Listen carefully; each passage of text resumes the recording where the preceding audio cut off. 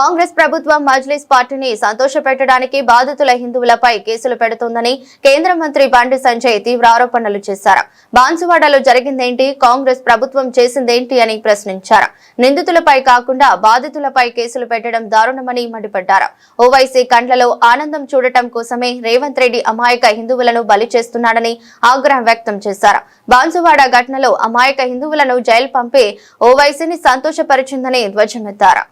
బాన్సువాడలో జరిగిందేంది, ఎవరి ప్లేస్కి వచ్చిర్రు, ఎవరి మీద దాడి చేసిర్రు, దాన్ని దృష్టిలో పెట్టుకుని వాస్తవాలను గ్రహించి చట్టపరమైన చర్యలు తీసుకోవడానికి పోలీస్ యంత్రాంగము, కాంగ్రెస్ పార్టీ ప్రభుత్వము, ఎవడు నేరాన్ని పాల్పడ్డాడు, ఎవడు దాడులను ప్రేరేపించుడు, ఎవడు దీని కారకులు వాళ్ళను పక్కబెట్టి వాళ్ళను సంతృప్తి పరచడానికి హిందూ యువకులను హిందువులను ఎక్కువ సంఖ్యలో అరెస్ట్ చేసి ఓవైసీ కళ్ళలో ఆనందం చూడడానికి వాళ్ళ రాష్ట్ర ప్రభుత్వం ప్రయత్నిస్తున్న విషయం వాస్తవం. అది 17 మందిని అరెస్ట్ చేశారు, లోపలికి రిమాండ్ చేశారు. దాదాపు ఇంకా 10-15 మంది ఇలా పోలీసుల బాధ భరించలేక భయపడి చెట్టుకోరు పుట్టగోరు పారిపోయి ఇవాళ భయానక పరిస్థితులు ఉన్నారు. వాళ్ళ కుటుంబాలు ఏడుస్తున్నాయి. ఇప్పటికీ వాళ్ళందరూ కూలీలాలు చేసుకుని బతికేటోళ్ళు. అందరూ కూడా నా కొడుకు ఏడికి వెండో తెలియదు, నా భర్త ఏడికి వెండో తెలియదు, నా మనోడు ఏడికి వెండో తెలియదు, మా తమ్ముడు ఏడికి వెండో తెలియదు, ఫోన్ లేదు, స్విచ్ ఆఫ్ ఉంది. వాళ్ళు వస్తారా రారా, పోలీసులు పట్టుకపోయినరా, ఇప్పుడు మా ఊళ్ళో వేనరా, ఆ కేసుతో ఏం సంబంధం అని చెప్పి వాళ్ళు ఏడుస్తున్నటువంటి దృశ్యాలు ఇప్పుడు మీరే షూట్ చేశారు, వీడియోస్ మీరే తీసుకున్నారు. నాకు ఆరోగ్యం బాగలేదు, వాళ్ళ భార్యకు చెవులు నవ్వడాయి, మాటలు రావు, మనకి ఏం సంబంధం లేదు. కిరాణా సామాన్ కోసం పోతే వీడియోలో ఉన్నాడని చెప్పి పట్టుకపోయినారు, ఫోన్ గుంజుకున్నారు, బండి గుంజుకున్నారు. ఎటువంటి ఎదురు చూస్తున్నా జైలుకి వెళ్ళాట. మాకు సమాచారమే లేదు. శ్రీనివాస్ వాళ్ళ తల్లి ఏడుస్తున్నది. ఇది చూసినాక ముఖ్యమంత్రి రాష్ట్ర స్థానం పొందుతారు. దీని విషయం మా బాబు ఏం తెలియదు. ఆయన షాప్ కాడ గొడవలు అవుతున్నాయి. గొడవలైన కాడ నిలబడ్డదే ఘోరం అయిపోయింది. మా బాబు ఆమెకేమో మా కొడుకు మాటలు రావు, చౌలిన వాడే. ఇంకో చిన్న బాబు ఉన్నాడు, నాకేమో ఆరోగ్యం అంత అంటుంది. వాడు 10 రోజులు అవుతుంది పోయి, నాకేమో ఏం తోయట్లేదు. నాకు ఎక్కడ పోవాలన్నా కానీ నేను పోయే అలవాటు ఫస్ట్ నుంచి లేదు. నేను ఎక్కడ పోలేకపోతున్నాను. ఇంట్లో బాగా ఇబ్బంది అవుతుంది.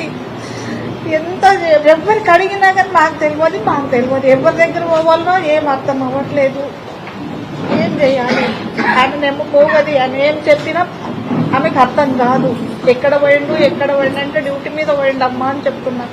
బాబు పప్ప అంటే డ్యూటీ మీద పోయిండు, పప్ప వస్తాడు బాబు అంటే బెంగ పెట్టుకొని బాబుకు జ్వరం వచ్చింది, వాంతులు విరచనమైనవి.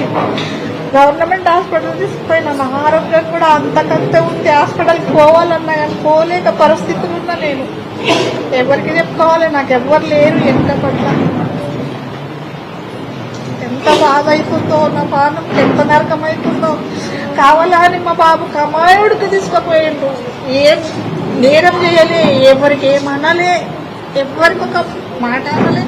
కనీసం మన చేతిలో ఒక ఆయుధం ఉందా, మన చేతిలో ఒక కట్టె ఉందా, రాడుందా, అని చేతిలో ఒక కత్తి ఉందా, ఏం ఆయుధం ఉందని ఏం చూసి పట్టిండు నా పిల్లగానికి. పోలీస్ స్టేషన్ పోతే లేడు అంటే కాదు, మా బాబుది బండి ఉంది, మా బాబు ఉన్నాడు, మా బాబుది బండి ఉన్నది అని అంటే అప్పుడు నాకు లోపలికి రానియరు, మాట్లాడనియరు, మెడల్ వచ్చి నూకేస్తున్నారు బయట.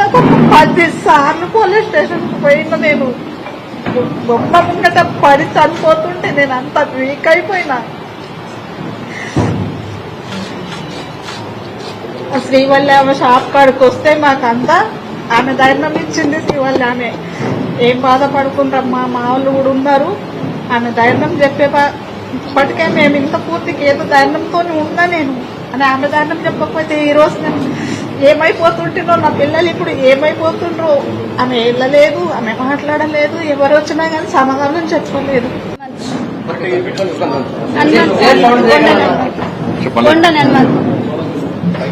మాకెవరు లేరు. వాళ్ళ నాన్న సూచి 2 సంవత్సరాలు కాలేదు. ఇంకా నాకు 4 గంటలతో జ్వరం వచ్చింది. నేను ఇవ్వకుండా వండుకున్నా. మా గల్లీలో వచ్చి హాస్పిటల్ తీసుకుపోయినారు. మరి ఇట్లయితే మాకు ఏం కావాలో చెప్పండి. చేయకుండా పోవడే. నేను ఎవరికైనా అడుగుతున్నారా? ఎవరికి అడుగుతావా? నాకు తెలియదు, నీకు తెలియదు అంటున్నారు. మా షాప్ కాడ పిల్లలు ఉన్నారు కాబట్టి చెప్పారు ఇట్లా కొండవైరు అన్నకని చెప్తే నాకు తెలిసింది. ఏం పని చేయదు. షాప్ కిరాణా షాప్ తెస్తానే పోయిండు. సామాన్ కొనుక్కొని రాకడకు ఖాళీ అందులో పడ్డానికి పట్టకపోయారు నా పిల్లగానికి ఇవి. ఆడు కష్టం చేస్తేనేమో కడుపు తినేది సార్, మాకేం ఇల్లు లేదు ఏం లేదు, కష్టం చేస్తాం బతికేటోళ్ళం మేము.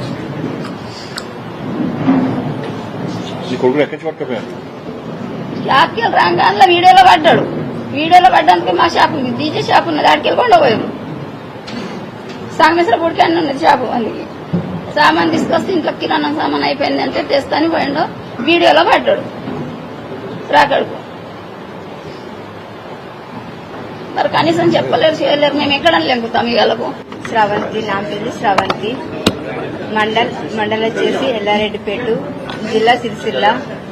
మాకు మా ఆయన చనిపోయి 6 years అవుతుంది సార్. మా ఆయన చనిపోయి మాకు ఉండడానికి ఇల్లు లేదు, కనీసం ల్యాండ్ కూడా లేదు సార్, ఏది లేదు sir. This is anchor Ravi. Hi అండి, నేను మీ Jabardasth auto punch Ramprasad. Hi, it's మీ మాధవీలత. హలో అండి, నేను మీ సుడిగాలి సుధీర్. హాయ్ హలో, నేను Jabardasth Sri. Please subscribe to public talk TV. Please subscribe to public talk TV. Please subscribe to public talk TV. Please subscribe to public talk TV.